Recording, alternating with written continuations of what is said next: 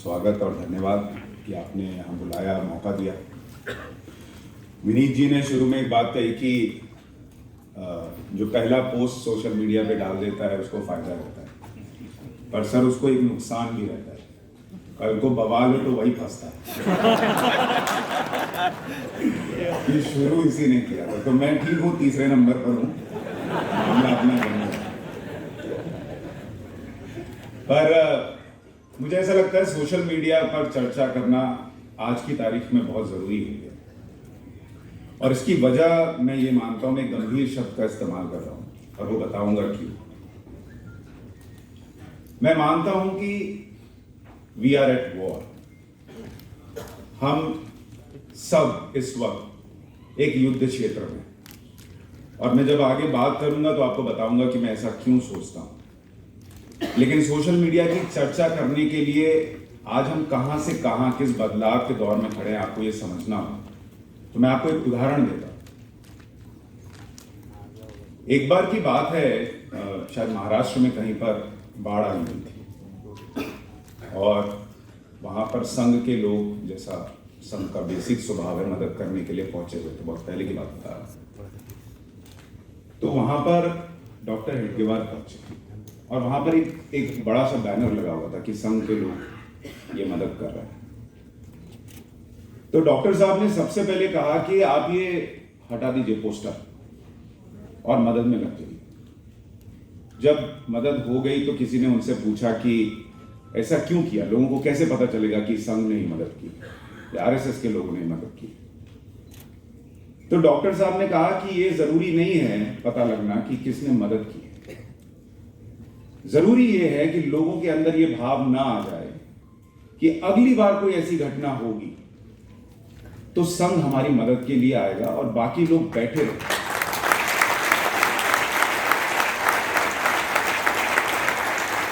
लोगों के अंदर यह विचार जाना जरूरी है कि जो मदद कर रहे हैं हमारे बीच के, ये हमारे आसपास के, और ये हम सब का कर्तव्य है। जैसे देखो वहां हुआ था, वो हमको करना है। संघ प्रमुख नहीं है, राष्ट्र प्रमुख है। आज की तारीख में आप वहां से देखिए, हम इस दौर में आ गए हैं कि मदद करते ही पहला पोस्ट सोशल मीडिया पर पड़ रहा है।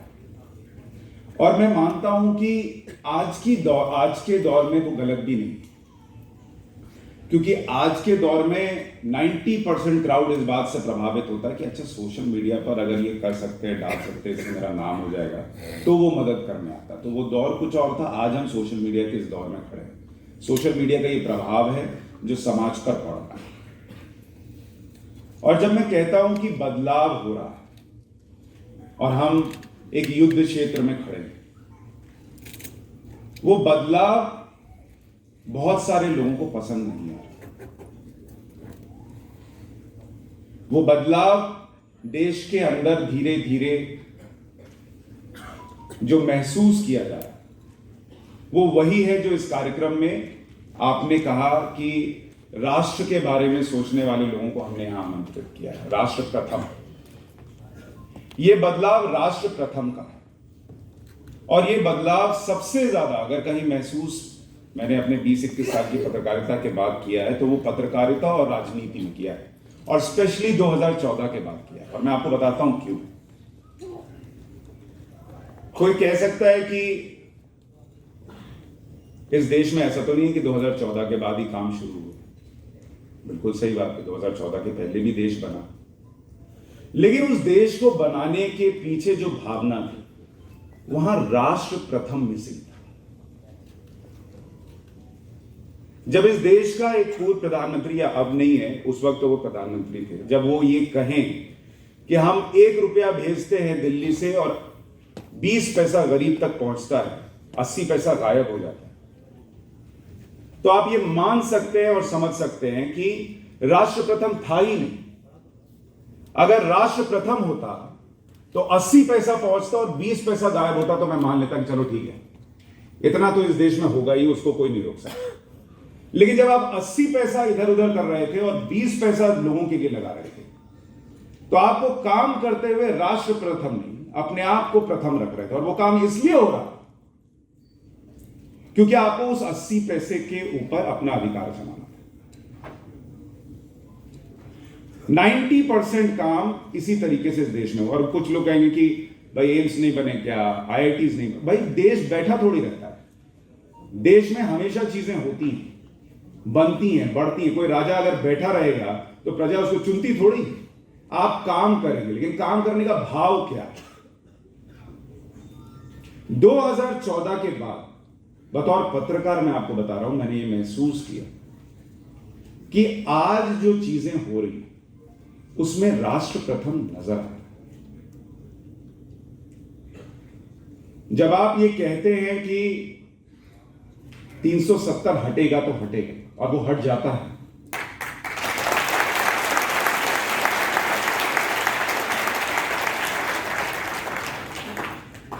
कुछ लोगों को लग सकता है कि राम मंदिर बनना तो हिंदुओं की बात है। राम मंदिर बनना सिर्फ हिंदुओं की बात नहीं है। राम मंदिर बनना इस देश के 80 करोड़ लोगों को यह एहसास दिलाना है कि आपके अंदर जो एक आग धधक रही है कि यार हमको तो सुना ही नहीं जाता, हमारी तो बात ही नहीं होती, हमारे आराध्य को सबूत देने पड़ते हैं इस देश के अंदर 80 करोड़ लोगों के, 80 करोड़ हिंदुओं के होने के बावजूद कि राम का अस्तित्व है। अगर उस भावना को आप शांत करते हैं तो वो देश हित में है। क्योंकि जब वो चीज उबलती रहती है ना, तो जब वो बाहर आती है, इरप्ट होती है, तो वो किस तरह से निकलती है पता नहीं चलता। तो वो भी राष्ट्र प्रथा है। जब आप कोरोना के वक्त कहते हैं कि 80 करोड़ लोगों को राशन दिया जाएगा, जिस वक्त वो अंग्रेज जिन्होंने हम पर 300 साल राज किया, उनके यहां लोग एक टाइम का खाना छोड़ रहे हैं, एक टाइम का डाइट वो छोड़ रहे हैं क्योंकि उनके पास पैसा नहीं है। उस वक्त हमारे देश में 80 करोड़ लोगों को अगर राशन मिल रहा है तो वो राष्ट्र प्रथम है। और राष्ट्र प्रथम इसलिए कह रहा हूं क्योंकि वो ये देख के नहीं मिल रहा कि यहां मेरी सरकार है, वो ये देख के नहीं मिल रहा कि ये तो वामपंथी सोच को समर्थन करने वाले हैं, वो ये देख के नहीं मिल रहा कि ये तो मुसलमान है, ये मुझे वोट नहीं करेगा। वो मिल रहा है। और ऐसे अनगिनत उदाहरण हैं जो मैं आपको दे सकता हूं। कभी आप लोगों का प्रधानमंत्री जी से मिलना हो तो शायद कभी आपको पता चले। मैं एक बार गया उनसे मिलने, तो आपने देखा होगा प्रधानमंत्री जब किसी से मिलते हैं तो अमूमन 2 सोफे लगे होते हैं, पीछे एक मोर जैसा वो पेंटिंग ट्री जैसा कुछ है वो लगा रहता है। तो बहुत सारे लोगों को लगता होगा कि प्रधानमंत्री के घर में वो जगह है जहां उन्होंने मिलने के लिए रखी हो। वो जगह दरअसल प्रधानमंत्री के घर में जो उनका दफ्तर है वहीं मौजूद है। मतलब अगर मैं उस जगह को बताऊं कि मैं यहां पे खड़ा हूं और यहां पर वो जगह है जहां पर वो 2 सोफे लगे हैं, तो उससे बस आप मान के चलिए कि उस कोने में प्रधानमंत्री का बड़ी सी मेज है, उनका कंप्यूटर लगा हुआ है और वो वहां पर बैठकर काम करते हैं और वहां पर उनकी मीटिंग्स होती है। तो प्रधानमंत्री वहां पर उन लोगों से इसलिए मिलते हैं कि वक्त बच सके। जितनी देर वो गेस्ट आएगा, उनको लेकर आएंगे, प्रोटोकॉल होगा, सब कुछ होगा, उतनी देर वो वहां उस मेज पर बैठ के काम करते हैं। वो मिलते हैं, जो भी चर्चा होती है वो जाते हैं बैक टू मेज। ये इस देश में बदलाव है।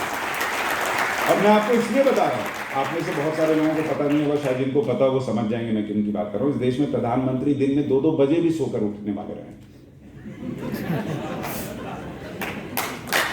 2-2 बजे सोकर उठने वाले।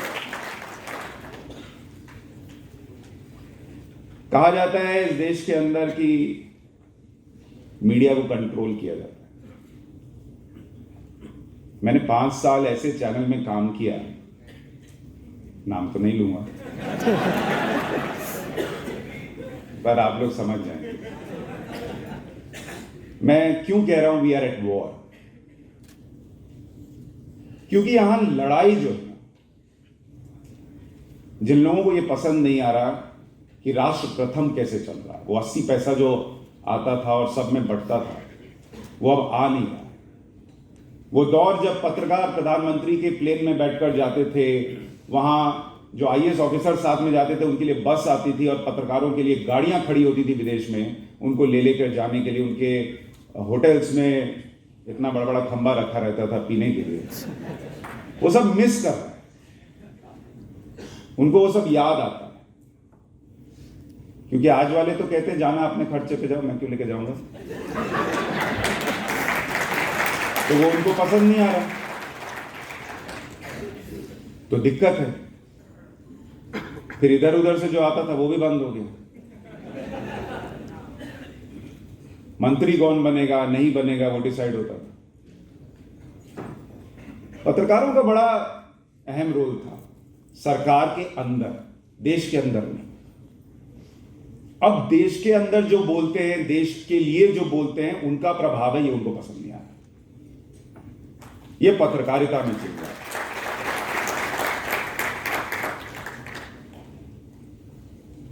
तो मैं उस संस्थान का बता रहा था, मैंने वहां महसूस किया कि अर्ली कैच कैसे कोई आता है और उसको आप कितनी जल्दी अपने पाले में खींच सकते हैं, अपनी विचारधारा के पाले में खींच सकते हैं, उसके लिए पूरा पूरा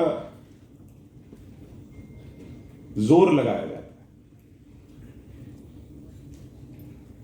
कुछ लोग हमारी तरह नहीं फंस पाते, निकल आते, जो फंस गए फिर फंस गए, वो ट्रैप है। सो इसलिए वी आर एट वॉर।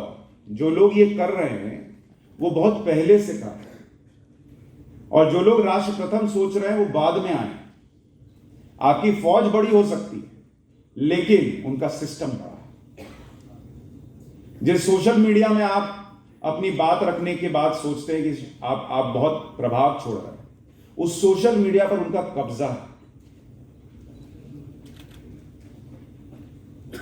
और धीरे धीरे ये जो युद्ध लड़ा जा रहा है, लोग सोचते हैं यूक्रेन और रशिया लड़ रहा है, बॉस वो तो सामने से लड़ रहा है, यहां पीछे से लड़ाई चल रही है और बहुत स्ट्रैटेजिकली चल रही है। आपको क्या लगता है, ये गोदी मीडिया का जो शब्द आया वो हवा में आ गया? किसी को लगा कि चलो गोदी मीडिया बोल देते हैं। वो स्ट्रैटेजिकली लाया गया, क्योंकि कल को जब उनके नैरेटिव को कोई सुशांत सिन्हा खड़ा होकर तोड़ेगा,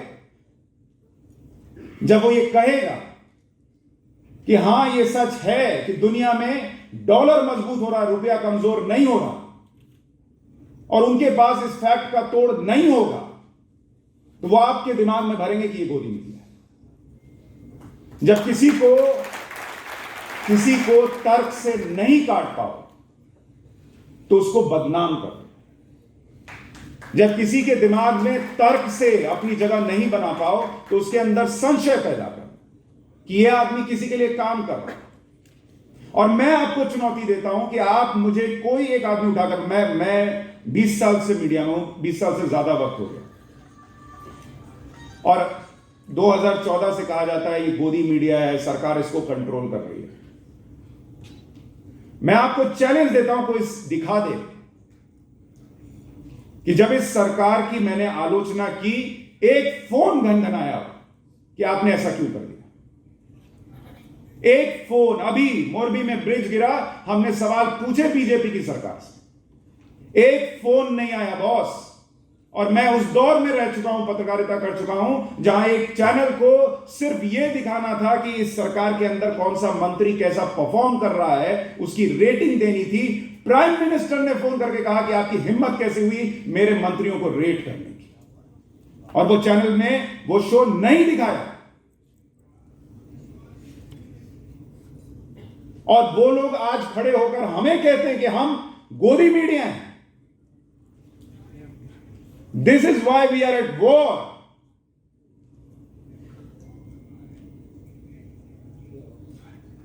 एक भाई साहब हैं, उन्होंने मीडिया को, आप मीडिया को उनकी आलोचना करते देखेंगे ही नहीं, ऐड पे ऐड, ऐड पे ऐड, ऐड पे ऐड चला जा रहा है।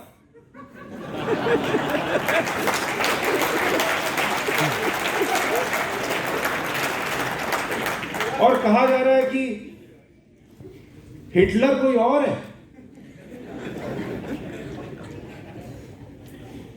This is why we are at war.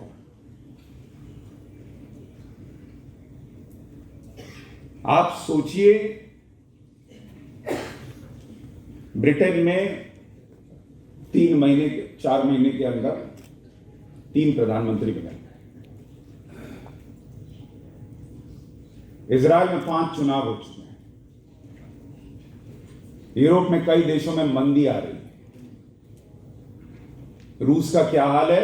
चीन, यहां वामपंथियों को बहुत पसंद आता है, डूबा जा रहा है। लोग बैंक से पैसा निकाल रहे हैं, कंपनियां बंद हो रही हैं।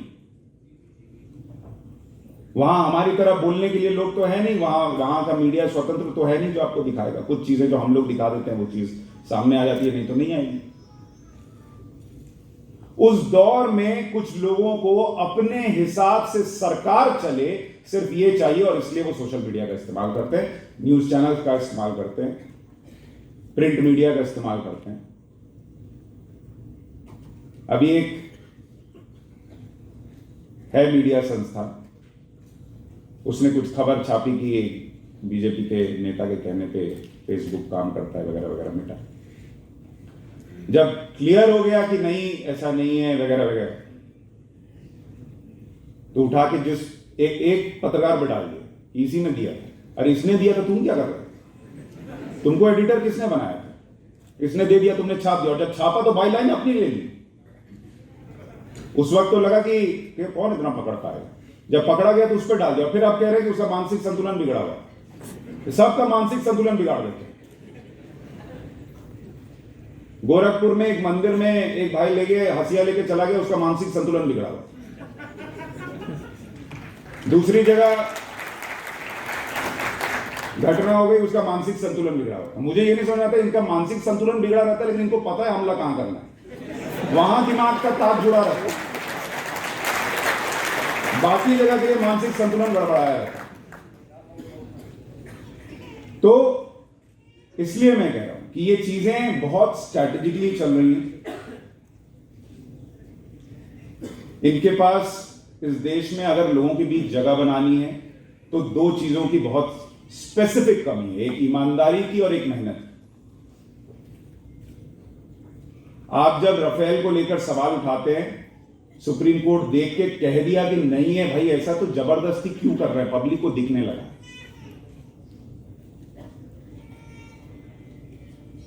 आप कोरोना के संकट काल के बीच सड़क पे नहीं उतरेंगे, लोगों की मदद नहीं करेंगे। आरएसएस के लोग कर रहे थे। अखिलेश यादव घर के अंदर थे, तेजस्वी यादव दिल्ली में बंगले में बैठे हुए थे, और ये लोग बात करते हैं कि पब्लिक को मूर्ख बनाया जा रहा है। मूर्ख आप लोग बना रहे थे, अब पब्लिक ने मूर्ख बनने के लिए मना कर दिया कि नहीं बनेंगे बॉस। ये बदलाव है। और इसमें जब ये मैं कहता हूं वी आर एट वॉर, उनको बढ़त है क्योंकि वो पहले से हैं। उन्होंने सारा सिस्टम बनाया हुआ। आप यूनिवर्सिटीज में चले जाइए, आप दफ्तरों में चले जाइए, आप सरकारी संस्थानों में चले जाइए, उन्होंने अपने लोग बैठा रखे हैं। आप 10 लोग देखेंगे, उसमें से 8 अंदर से वही हैं, और 2 आपके साथ आपको देख के पलट जाएंगे और ऐसा दिखाएंगे कि वो तो वही थे, उनके चक्कर में फंसे हुए थे ताकि उनका काम चलता है। आप कितनों को हटाएंगे? और इसमें अब इन्होंने क्या किया है कि फर्जी फैक्ट चेकर्स भी गुजार दिए, कि फैक्ट चेक के नाम पर जो है वो ऐसा लगे कि भाई ये मामला गड़बड़ा है। और कुछ नहीं मिलेगा। जैसे अभी मैंने दिवाली में मान लीजिए कह दिया, सोशल मीडिया पे डाल दिया कि भाई आप लोग सिर्फ दिवाली को टारगेट करते हो। उसके बाद दिल्ली में अभी कौन सी दिवाली चल रही, गैस चैम्बर बना हुआ है। मैं उन लोगों में से था जो पटाखे नहीं फोड़ता, अब भर भर के फोड़ रहा हूं।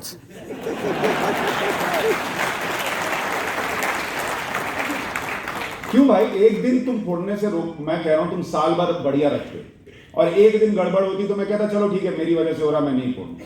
तुम मुझे 3 महीने गैस चैम्बर में डालोगे और एक दिन दिवाली के लिए कहोगे कि भाई ये इसी से सब हो रहा है, तो वो नहीं बर्दाश्त करती है आज की पब्लिक।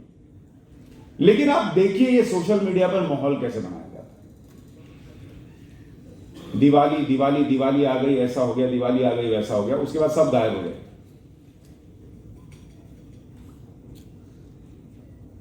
ये बहुत व्यवस्थित तौर पे चल रहा है और इसकी लड़ाई लंबी चलेगी। ये एक दिन की लड़ाई नहीं है, इसमें थोड़ा सा मजबूत कलेजा भी चाहिए होगा, क्योंकि जैसे लोगों को दिखता है कि मान लीजिए मेरे 12-13 लाख फॉलोअर है ट्विटर में, पर वो गालियां भी 12-13 लाख के हिसाब से आती हैं। सिर्फ तारीफ नहीं आती है, फिर वो आपके बच्चे, परिवार, सबको टारगेट करते हैं। फिर आपको बुद्ध बनना पड़ता है, तुम दे रहे हो हम ले नहीं रहे, रखो। तो सोशल मीडिया पे कलेजा भी मजबूत चाहिए होता है, फौजी टाइप, अपने भाई जैसा।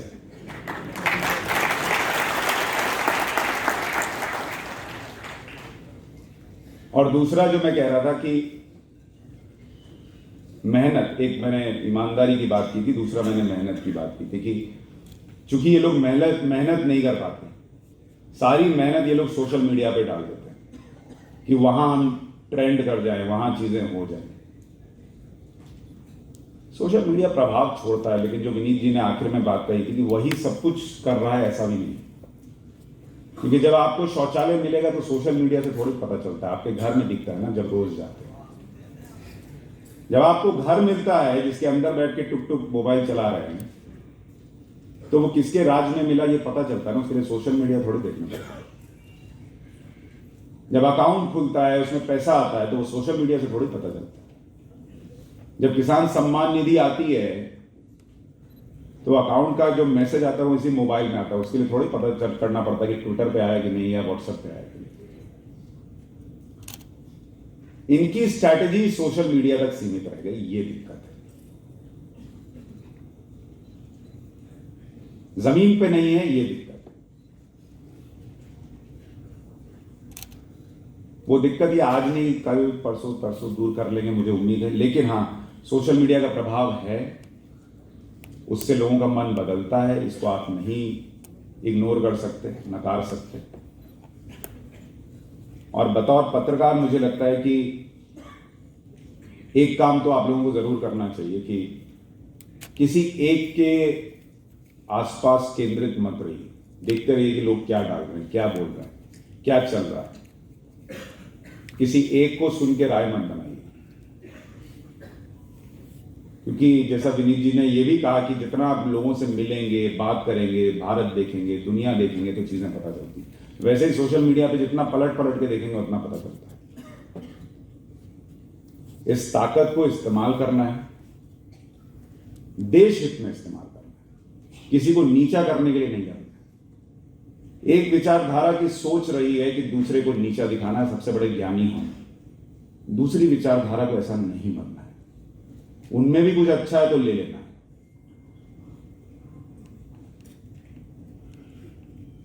क्योंकि अच्छा सिर्फ एक तरफ हो, ये तो हो ही नहीं सकता। बाकी वक्त मैंने बहुत ले लिया। आखिर में जाते जाते कहूंगा कि सोशल मीडिया पे आप लोग जो भी पोस्ट करें, रात में पाठशाला जरूर देगी।